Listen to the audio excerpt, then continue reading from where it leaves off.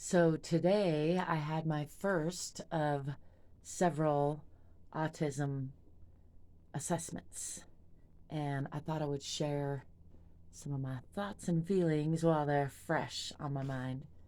I'm Angel, by the way. You can call me Auntie Angel, some do. And I realized that I'm autistic about 6 months ago after a series of escalating meltdowns and um, just increasing levels of dysfunction in my life and trying to figure it out, which is extra ironic because I studied autism 20 plus years ago, back when I was getting my master's degree in special education. And at the time, the definitions were different. And although I saw myself in the neurodivergent, at the time it was called Asperger's, definition, I did not see a lot of what I now see that I was masking, even to myself. And I've now come to understand this is a fairly common phenomenon, especially among women.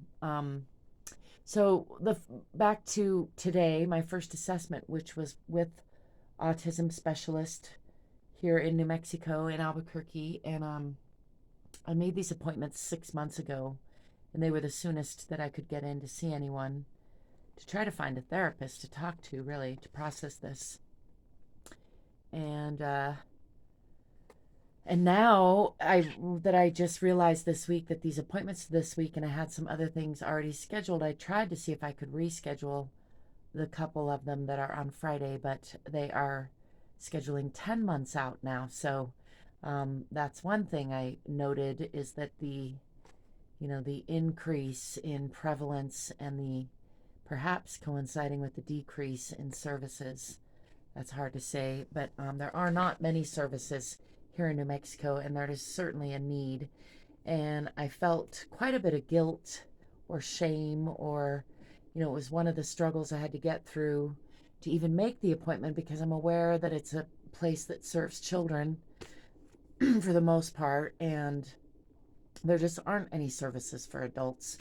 And again, I'm not looking for like a lot of services, except for just some support, someone to talk to. I found myself with just no humans in my life anymore. And that was one of the clues that led me to realize that I'm autistic, although certainly,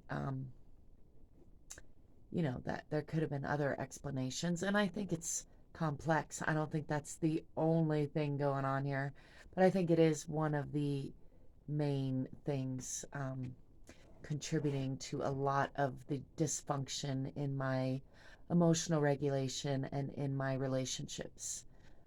So, what I learned was not only a confirmation that autism seems to be increasing just in the 6 months that I was waiting for the appointment, or at least their waiting list has increased, but also that the test has not been really updated for women or for adults. So, they had me act out a toothbrushing scenario and play with some blocks and tell a story with some items that seemed fairly condescending. I was able to not take it that way.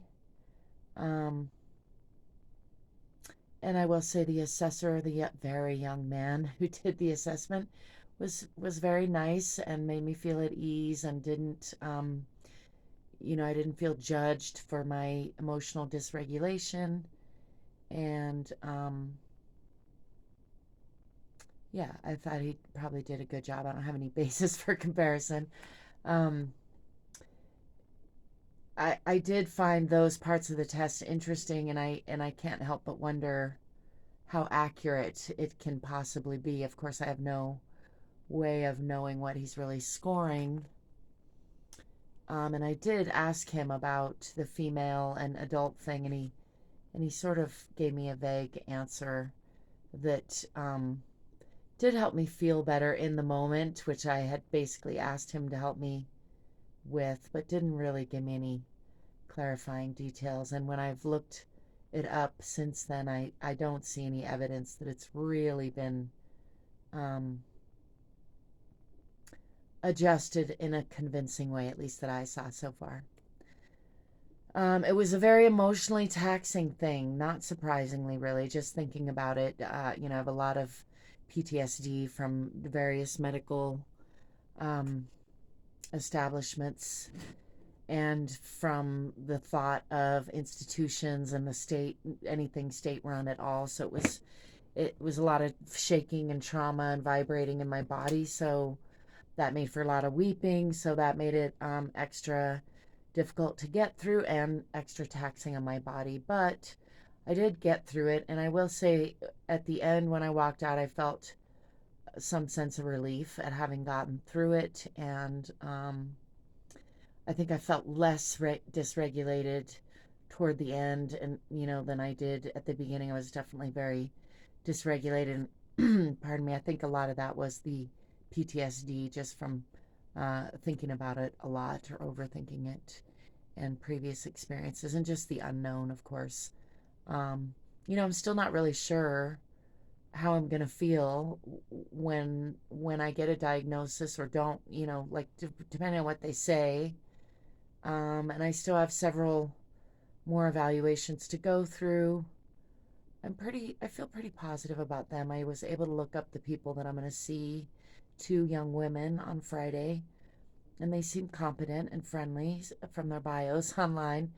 Um, yeah, so I'm just going to be making videos probably along the way, both to help me process this because I don't have anyone to talk to, and I'm an external processor, so it actually helps me not only to talk to a camera for some reason, but then I can listen to and view myself back and actually learn and I have learned a lot about myself through recording.